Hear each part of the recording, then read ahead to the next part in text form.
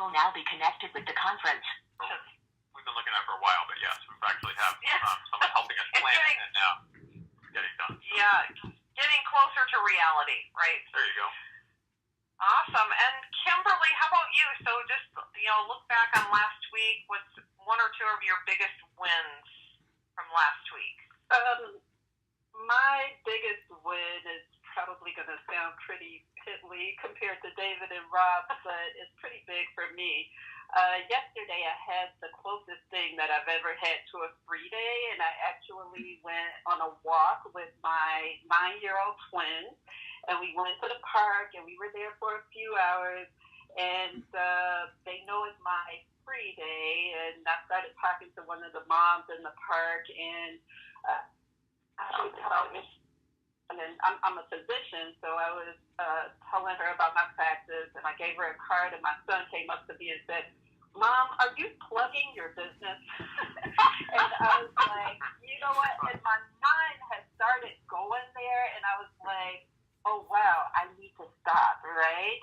And when I got home, because we walked all around the neighborhood in my 5-inch heels, because I don't own any sneakers. So I actually bought 4 pairs of sneakers yesterday. So when I go on these walks with my 9-year-old twin, because I don't have any shoes that are less than 4 inches. So that was my big win. I'm going to wear my sneakers when I go for walks with my 9-year-old twins, which I plan to do more often. Well, and, okay, so, how much do I love the story that your children are holding you accountable to your free day. Right. It's amazing that... realize it, yeah. Oh, it's just so remarkable. When I was brushing my teeth, right, that he was saying that, and she was telling me about how her husband can't find a job, and he's an IT, and I'm thinking in my head, let me get his name, because he could come work with me. It was and I didn't realize it until the end of the day that I had snuck that into that thought process. So I'm still learning to do true free days. And, well, it was so incredible to me is that a 9-year-old, when we explain it to them, they understand. And I've heard stories like this so many times over the years, when people are first trying to, have those free days, and especially with family, that our kids really understand that. They really get what that means. And they also really want us to be present and be with them. And not that they don't appreciate the work that we do, and they think we're pretty awesome. But when you say it's a free day, and here's what that means, and it's a day completely away from work, and then they see us go into work mode, they tell us. They hold us accountable. Right. That's awesome. And I love the purchasing the shoes, because that definitely will be essential. And you're gonna put a lot of steps on those shoes, a lot of miles on those shoes. Yes. Awesome. Well, congratulations to our panelists on their wins that they've shared with us. But I just want to pat you all on the back, because everybody, you've done some great things in just this past week, and sometimes we can forget about the little things that we've accomplished. There's big things that happen, there are little things, and sometimes it's hard to even remember what we did yesterday, let alone look back at the whole week. So congratulations on all of the things that have pushed us forward and brought us to today. So now we can just kind of get into today and this week and what it looks like and what we're up against. And on the top part of the weekly planner page is where we create that game plan.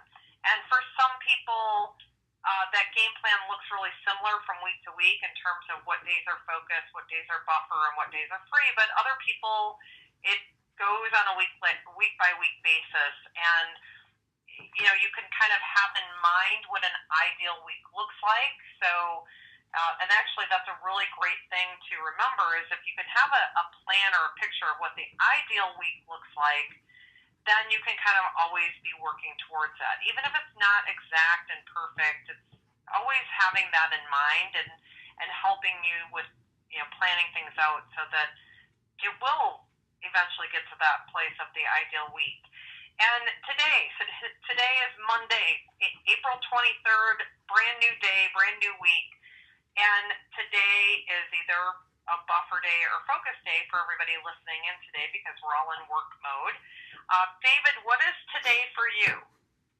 Today's a buffer day. The rest of the week is focus days. Oh, really? Okay. So, and I think if I remember, Mondays are normally buffer days for you. Yep. Correct? Mondays are normally buffer days for me. Actually, I take that back. Friday is a free day because the annual 72-hour hockey game for charity starts Thursday night, so I will be playing hockey all day Friday rather than working. I forgot that, so Friday's a free day. You are going to be playing hockey all day Friday. Pretty much. Actually, I think I'm actually skating 6 hours on Friday, which is a lot.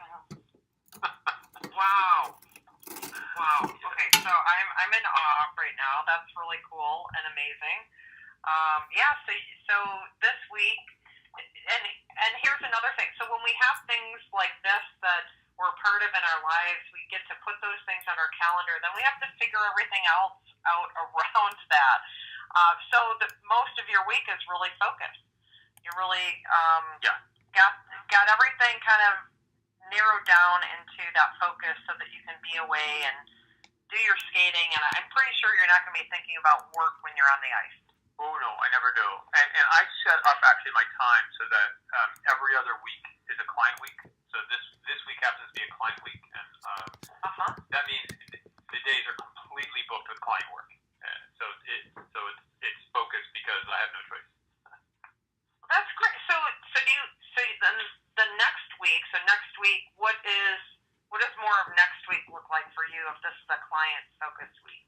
So next week is a different kind of focus week. It's when I get to work on what I create to it's either attracting new clients as opposed to servicing existing clients, or creating doing the work that will attract clients. Awesome. That's great. I love that. That's a great example. Again, that kind of planning doesn't work for everybody, but I love David's thinking outside the box, having different kinds of weeks even that are focus weeks or focus days focused on different things because, we can have 3 different kinds of activities for focus days, and it doesn't mean that every day is packed full of all 3 of those activities. Sometimes it is really helpful to separate out those activities and have different kinds of focus days, or in David's case, a different kind of focus week. So thanks for sharing that. You betcha.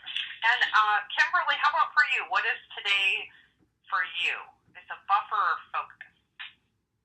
Today is a buffer day for me. I have a bunch of calls. I have a disc coach for a practice, and I'm talking to her.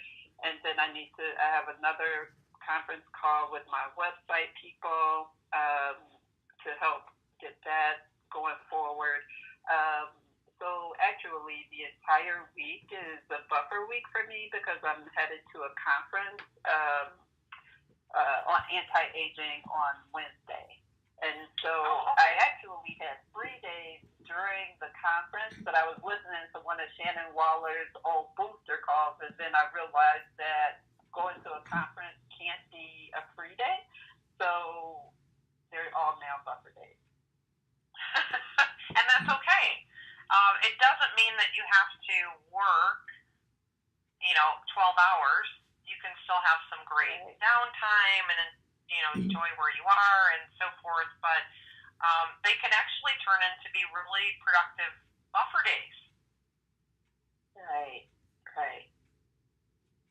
Okay. And then Rob, how about for you? What's today for you?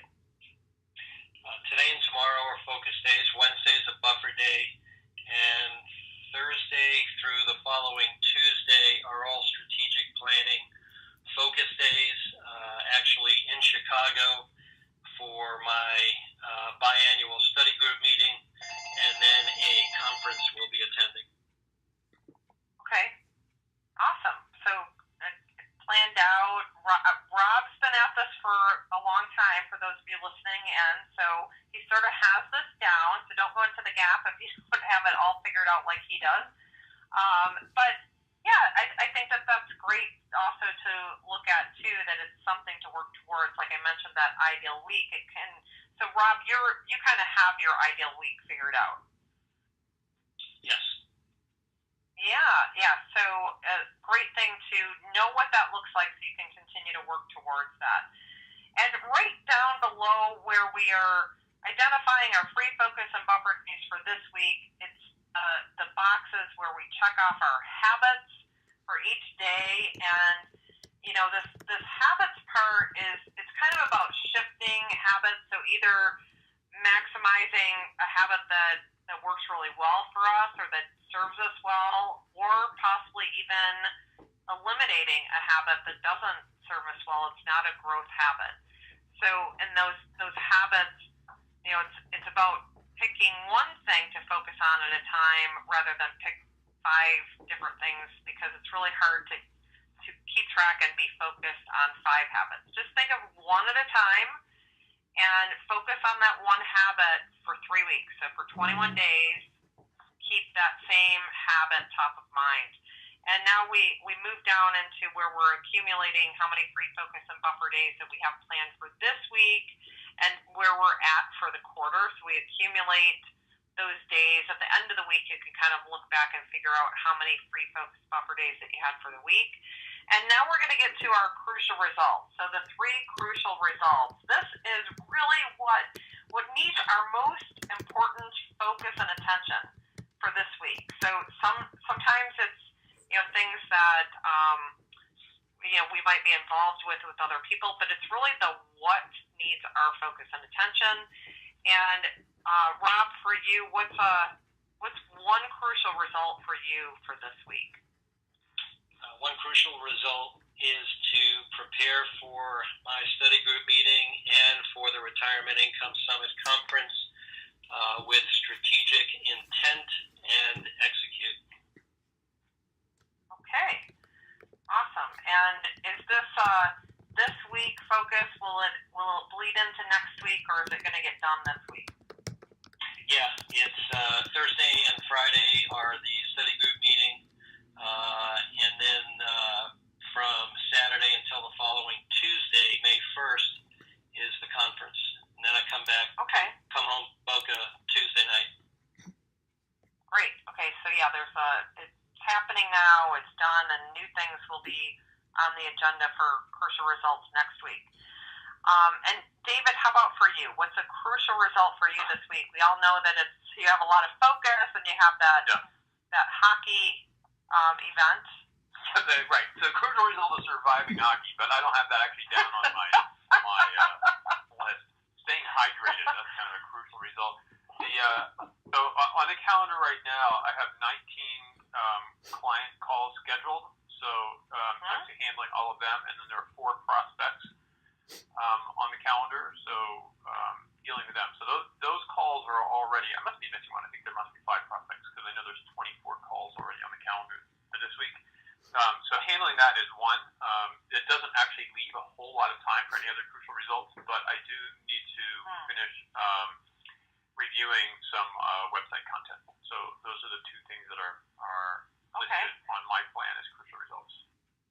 Great. And do you ever have personal things here in your crucial results, or is it always 3 business focused?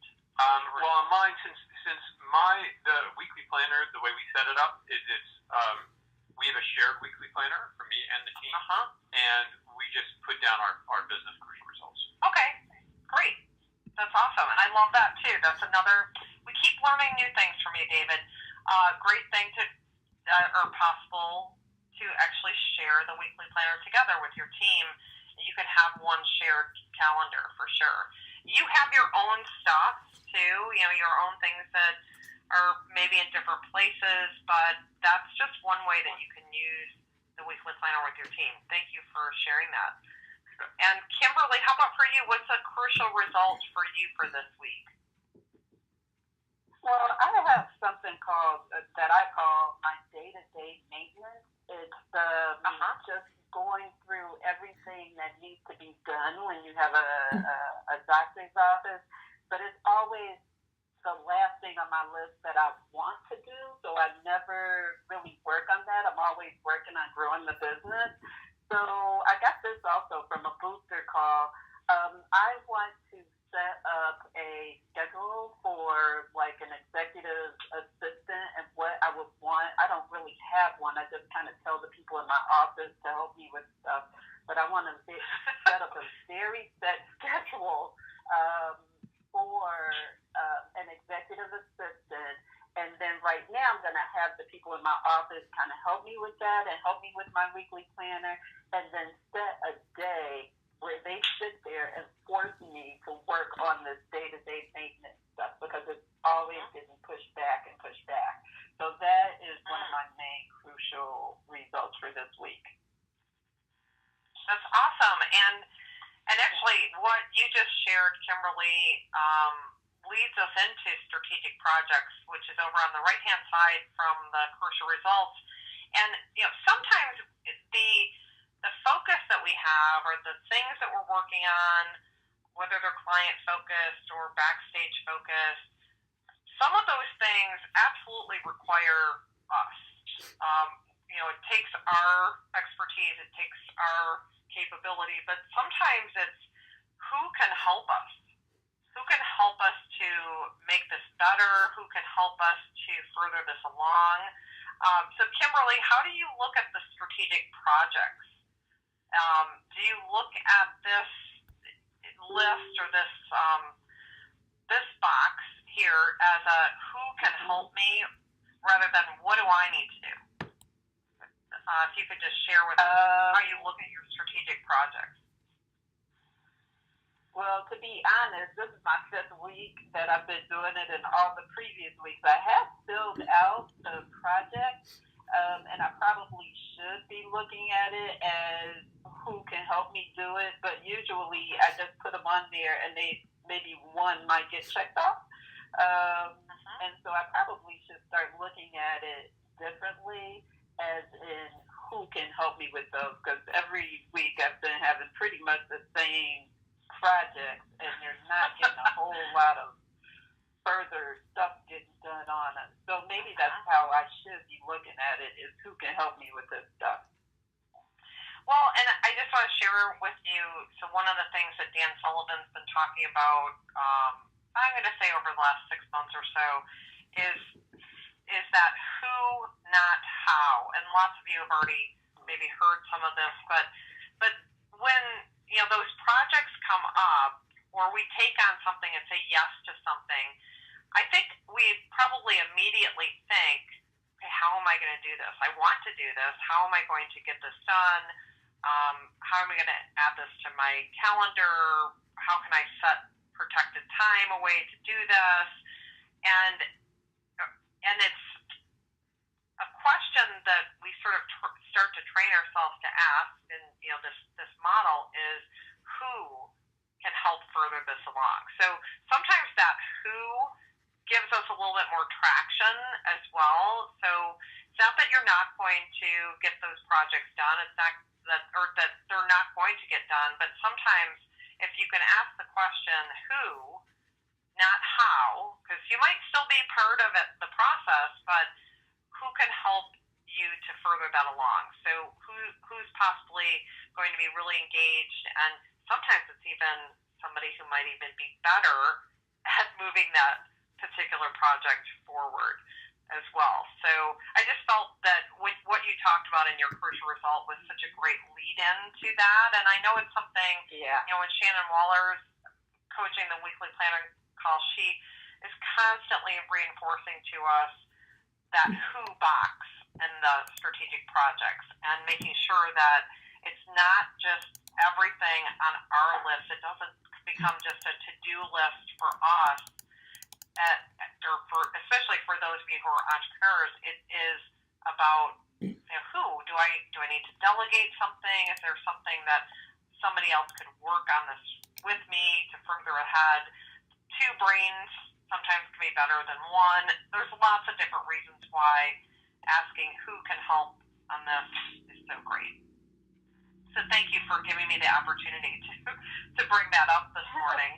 And David, how about for you? What's a strategic project this week that needs to be just kind of further along the process? Well, there are a couple of products that the team is working on finishing up.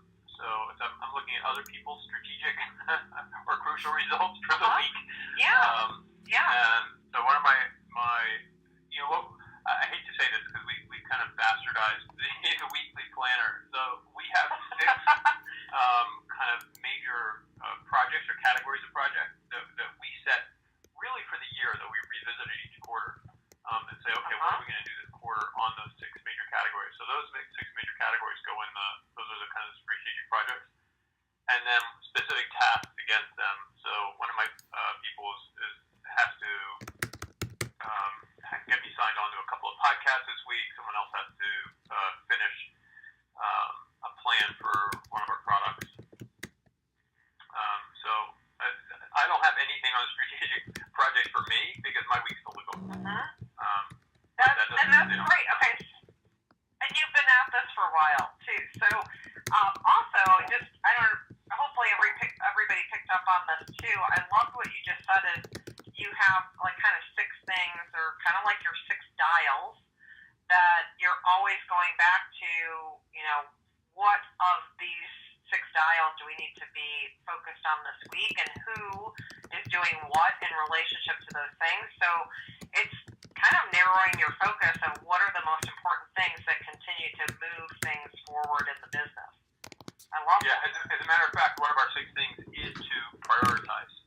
And so we make sure that at least once a month we have a prioritization session because it's easy to get, especially with me at the helm, it's easy for all sorts of new things to sort of jump in. I'm a quick start or whatever.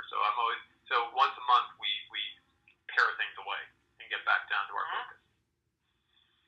That's great. I love it. That's such a great idea. I'm sure other people are going to be stealing some of your ideas. So I just think there's some really great value there, and especially the teamwork. So everybody's also on the same page. You're focused on the same things. Those 6 most important things in the business, and you continue to revisit it. So great, awesome. Thank you so much for sharing that. And Rob, how about for you? What's a strategic project that you have for this week? One of my strategic projects was to be on this weekly planning call, so I got to hear your voice again. And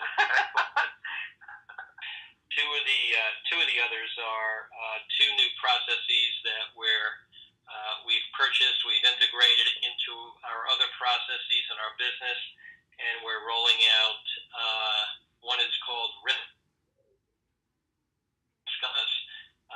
Really determine accurately, as accurate as one can, what a client's risk tolerance and time horizon for different investment goals are.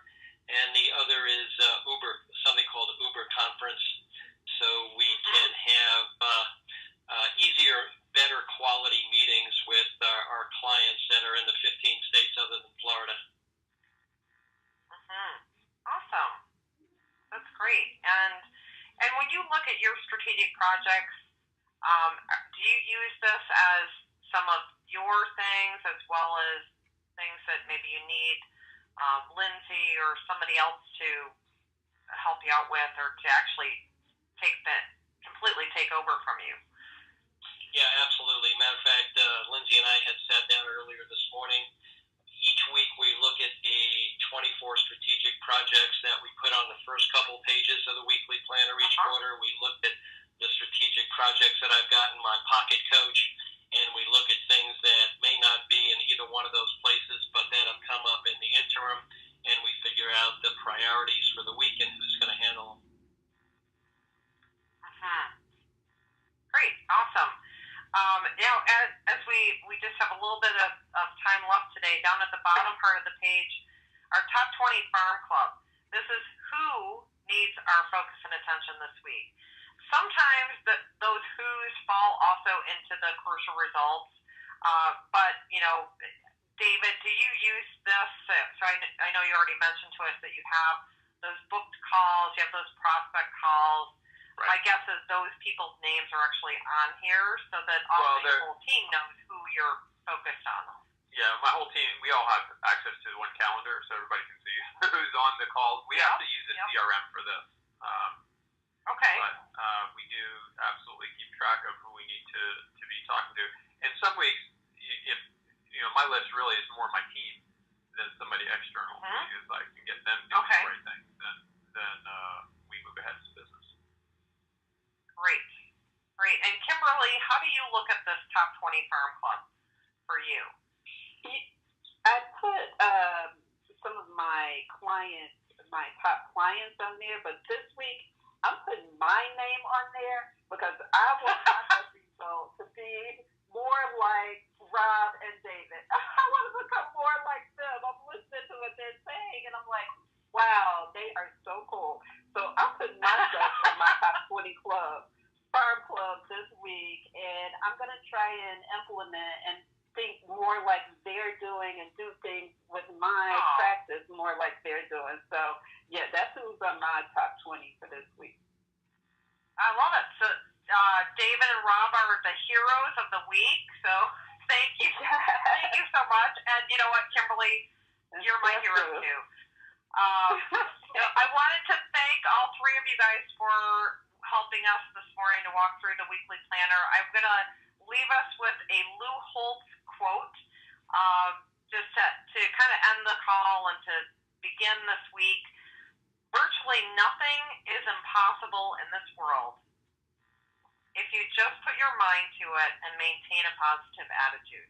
And it's why we start with a positive focus, and it's why we come back to that. So every day this week, think of those positive things, and you can do virtually anything. So have a great week, everyone. Thanks for being with us this morning, and we'll see you next week on our weekly planning call. Thanks. Thanks, Marie. Thank you so much. Bye-bye. Great. You're welcome. Have a great week.